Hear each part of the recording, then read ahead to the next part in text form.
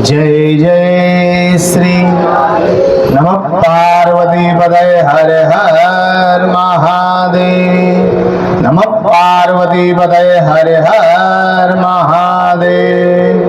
बोलो श्री संकट मोचन बालाजी महाराज की। बोलो श्री यमुना मैया की।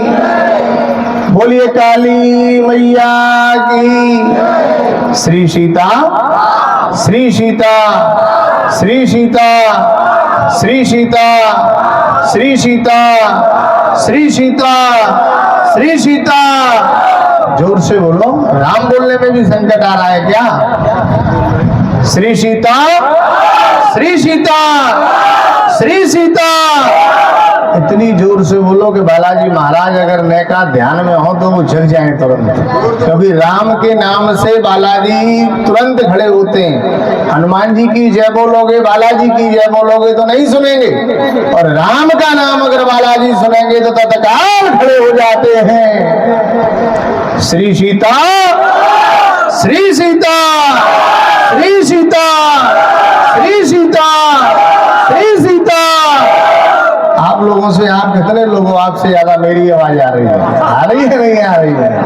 तो आपकी आवाज ऐसी क्यों नहीं आ रही है? श्री सीता श्री सीता श्री सीता श्री सीता।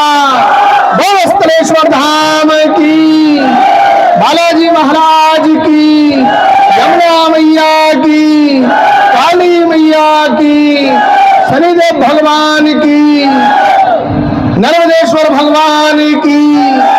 श्री सीता श्री सीता श्री सीता। बोलोगे सीताराम तो बिगड़े बनेंगे, बोलोगे सीताराम तो बिगड़े बनेंगे। हमारे भाई साहब कह रहे थे एक बात कि सटीक उपाय बताओ जिससे कि काम हो। देखिए, हो ये वही जो राम रच राखा, को कर तरक भरा वही साखा। होता वही है जो प्रभु को मंजूर है। जिंदगी तो प्यार का एक सुहाना गीत है, और प्यार की धुन पर सजा है ये मधुर संगीत है। कल की चिंता मत करो, कल की कल पर छोड़ दो, होगा वही तेरे साथ में जो प्रभु को मंजूर है। जो प्रभु चाहते हैं वही होता है। उपाय यही है, उपाय सबसे बड़ा एक ही उपाय है। वो उपाय क्या है? हरि का भजन कर, हरि है तुम्हारा। हरि नाम लेने वाले, हरि नाम लेने वाले नहीं है गुजारा। हरि का भजन कर, हरि है तुम्हारा। केवल हरि का भजन, और वो भजन क्या है?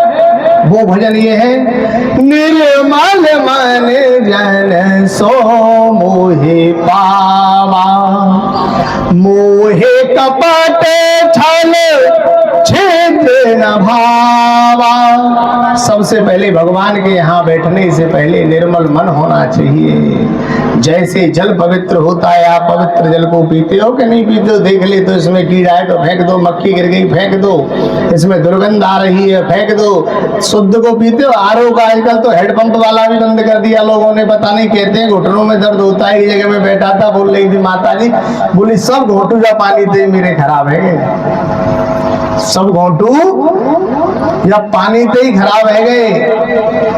तो देखो, घोटू पानी से खराब नहीं हुए, घोटू तुम्हारे कर्म से खराब हुए। कर्मणे बाद कारस्या मां फले सुखदा चला। कर्म प्रधान विश्व रच राखा, जो जस कर सो तस फल चाखा। दिल्ली जाओ चाहे बंबई और कर्म चले गो संगई। कहूं चले जाना, तुम क्या सोचते हो कि हम टीर के नीचे बैठे हैं, कोई देखने वाला नहीं है? हम कहते हैं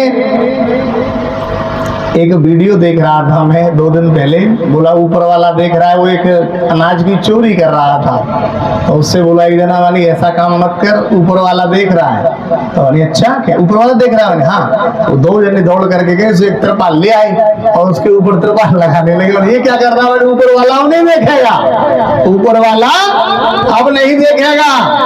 तो महाराज ऊपर वाले के लिए न त्रिपाल लगाने की आवश्यकता है, न छत के नीचे रहने की आवश्यकता है। ऊपर वाले के पास इतना बड़ा कैमरा है, इतना बड़ा कैमरा है कि वो आपकी 4 दीवारी के भीतर 10 दीवारियों के भीतर भी देख लेता है तू कर क्या रहा है, क्योंकि उसने तुम्हें पैदा किया है। जैसे कंपनी आजकल मोबाइल जब चोरी हो जाते हैं तो बताते हैं कि मोबाइल का अगर वो हो क्या नाम है बिल हो, तो मोबाइल की पता चल जाएगी हमारा मोबाइल कहाँ यूज हो रहा है, पता चल जाती है। तो इंसान का बनाया हुआ मोबाइल वो पता कर सकता है, तो भगवान का बनाया हुआ आदमी की वो नहीं पता कर सकता कि मैंने जिसको धरती पर भेजा है वो इस धरती पर जाकर के क्या कर रहा है। वो एक एक चीज जिस दिन वो पैदा हुआ था तो उसने माइंड में ऐसी चिप लगाई है कि वो एक एक चीज का हिसाब उस व्यक्ति के पास पहुंच रहा है, और वो एक एक चीज को वो देखेगा, एक एक चीज को वो परखेगा कि तूने धरती पर जाकर के क्या किया,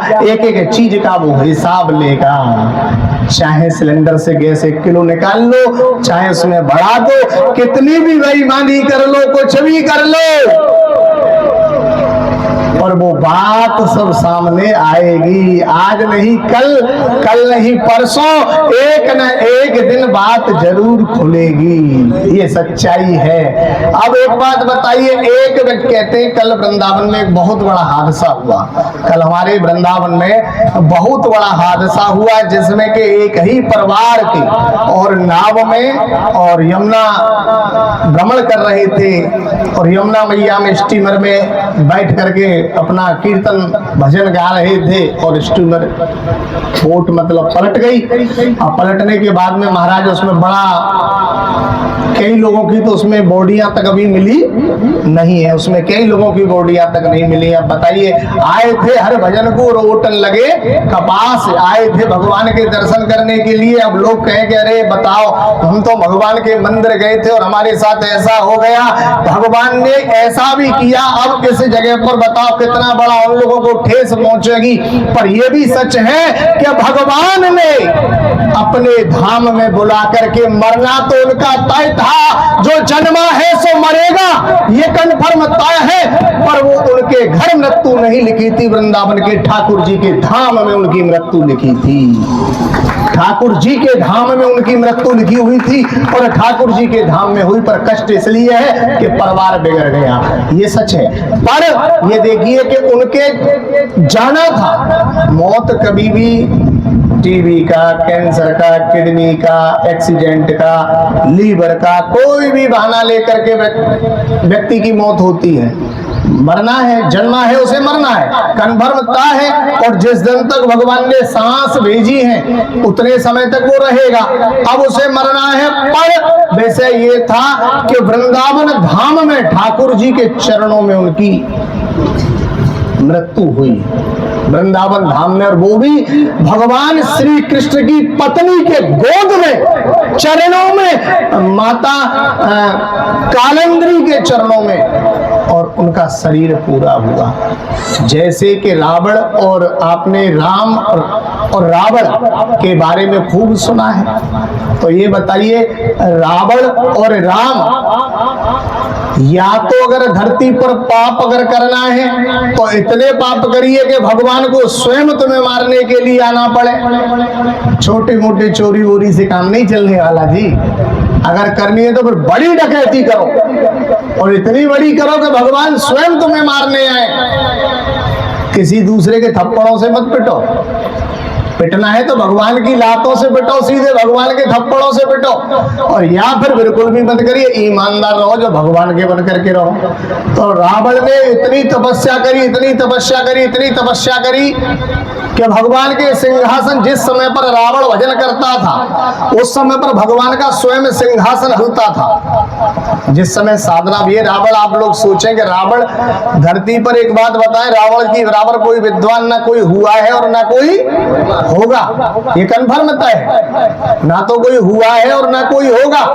पर रावण को पता थी कि मैंने जो अपराध किए, इन अपराधों के लिए मुझे कोई न कोई बड़ा कार्य करना पड़ेगा। अब बहुत लोग मैंने सुना है कहते हैं सीता जी को ले गए, रावण ले गया और सीता जी से उल्टी सीधी बात कर रहा था। ऐसा कदापि किसी शास्त्र में कोई वर्णन नहीं है। सीता श्री राम रावण के मेहमान थे, श्री राम रावण के मेहमान थे और आपस में ऐसी छिड़ गई, क्या छिड़ गई, दोनों में लड़ाई छिड़ गई। श्री राम रावण के मेहमान थे और आपस में ऐसी छिड़ गई, और सीता तो लक्ष्मण की बहना थी, वो भाभी कैसे बन गई। श्री राम रावण के कौन थे, मेहमान थे, श्री राम रावण के मेहमान थे और आपस में ऐसी छिड़ गई। और लक्ष्मण तो, वो सीता तो लक्ष्मण की बहना थी, वो भाभी कैसे बन गई। मंदोदरी के पेट में गर्भ था और रावण कहीं से आया और इतनी तेजी से बोला कि मंदोदरी का गर्भ नष्ट हो जाता है, और उस गर्भ को लेकर के चपटा में रख करके और उसको जाकर के गाड़ दिया। इतना तेजस्वी था कि उसके कारण सूखा पड़ने लगी, सूखा पड़ने लगी। तो वहां जनक जी ने हल चलाया, जनक जी ने हल चलाया तो सीता जी निकली वहां से। तो सीता जी कहां से पैदा हुई, धरती से पैदा हुई। और लक्ष्मण जी शेष अवतारी थे, वो भी धरती से पैदा हुए। जब दो व्यक्ति एक जगह से पैदा होते हैं तो बहन भाई हुए या नहीं हुए, दोनों बहन भाई हुए। तो अब सीता रावण की बेटी थी और राम जी के लिए विवाह हुआ। सीता को तो एक दिन मंदोदरी को वचन दिया था रावण ने कि मैं एक दिन तेरी बेटी को लंका जरूर लेकर के आऊंगा। पर एक तीर से दो निशान थे, अब उनका उद्धार भी उसी बहाने से होना था। तो उद्धार हुआ। भाई देखिए, इतना बड़ा रावण का परिवार था, इतना बड़ा रावण का परिवार था कि इतना बड़ा परिवार, 1 लाख बेटा, 1.25 लाख नाती। पर उसके बाद में घर में न दियो न बाती, कोई नहीं बचा। सबका उद्धार करा के सबसे लास्ट में स्वयं का उद्धार उसने कराया था, पूरे कुल का सबका उद्धार करा के। और किसके हाथ से सबको मरवाया, भगवान के हाथ से स्वयं सबको मरवाया। वो त्रिकालदर्शी था। जिस समय सीता मैया का स्वयंवर हो रहा था, सीता जी के स्वयंवर में रावण पहुंचा, सीता जी के स्वयंवर में रावण पहुंचा और भगवान राम ने देखा रावण को, तो भगवान राम डर गए। बोले कि यहाँ रावण आ गया, ये तो मेरी पोल खोल देगा, ये तो त्रिकालदर्शी है, ये तो सब कुछ बता देंगे।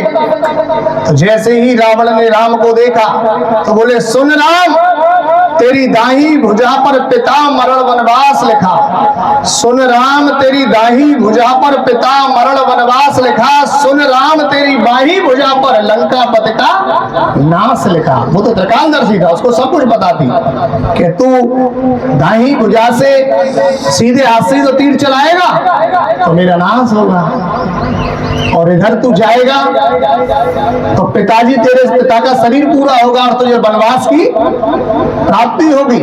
तो सब कुछ पता थी। तो भगवान राम डर इसलिए रहे थे कि सीता को पहले ही पता चल गई कि मुझे वनवास है और मेरे पिताजी जाते ही पिताजी का शरीर पूरा होगा तो शायद सीता विवाह करे ना करे, क्योंकि राम थोड़ी त्रिकालदर्शी थे। त्रिकालदर्शी तो रावण था, राम त्रिकालदर्शी नहीं थे। इस धरती पर रावण की बराबर कोई विद्वान न हुआ है और न कभी होगा। देखिए, 3 चीज बड़ी महत्वपूर्ण है। यार बहुत होंगे, यारी भी बहुत होंगी, पर यार सुदामा सा कोई यार नहीं होगा। दान बहुत होंगे, दानी भी बहुत होंगे। धरती पे बड़े बड़े दान होंगे, लोग खूब दान करेंगे, खूब बेईमानी करेंगे, डकैती करेंगे, चोरी करेंगे, खूब दान करेंगे।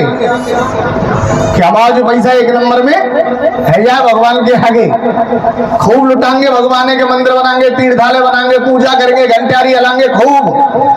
मैंने एक दिन एक आपको बात बताई थी कि भोले बाबा के मंदिर में चाहे रोज जाओ घंटा, चाहे माला तिलक लगाओ, जैसे हमने ये माला वाला कंठी डाल रखी है ना, चाहे माला तिलक लगाओ, चाहे लटकाओ घटमल्ला, खूब बड़े बड़े तुलसी लटका लो, भोले बाबा के मंदिर में चाहे रोज बजाओ घंटा और चाहे माला तिलक लगाओ और चाहे लटकाओ घटमल्ला, जो पाप है दिल के अंदर में वो नहीं निकलेगा अंटा। और भोले बाबा के मंदिर में चाहे रोज बजाओ घंटा। सबसे पहले पाप जो हृदय में बैठा है, सबसे पहले से पाप को निकालना है। जब तक दम्भ कपट जो भरा हुआ है और जब तक ये हृदय से नहीं निकलेगा तब तक भगवान कभी मिलने वाले नहीं है।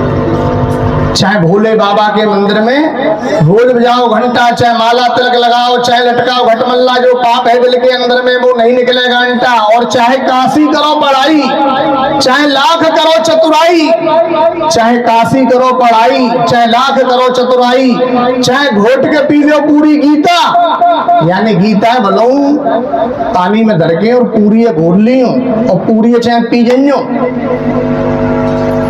गंगा नहाने से अगर तरते तो मछली बहुत दिन पहले तर जाती। सुन लेना, गंगा नहाने से अगर लोगों के पाप दूर होते।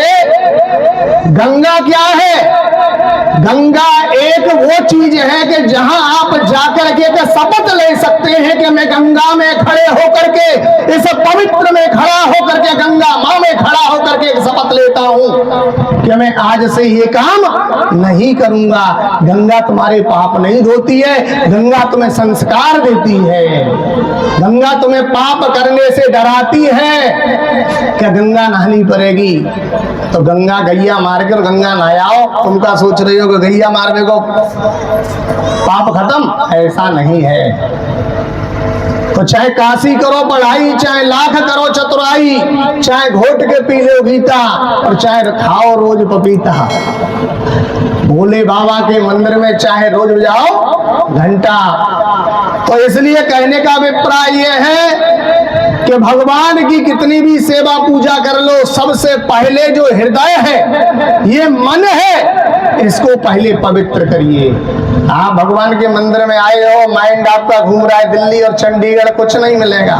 यहाँ आकर के सोच रहे काम होगो के नहीं होगो, होगो के नहीं होगो, होगो के नहीं होगो, होगो के नहीं होगो, कबू नहीं होगो, कल लिखनी हो, ले आओ कागज ले आओ, जाकर वो लिखवानी हो, मैं लिख रहा हूँ। मोर वचन पर जाई फीका, नंद किशोर वचन पत्थर की लिखा, जो लिख दे रहा हूँ बता दे रहा हूँ, जाओ लिखवा ले जाओ, कभी नहीं होगा तुम्हारा काम। जाके अंदर विश्वास नहीं, उसका काम कदापि नहीं। ये परम सत्य है। जहाँ विश्वास है वहाँ ईश्वर है।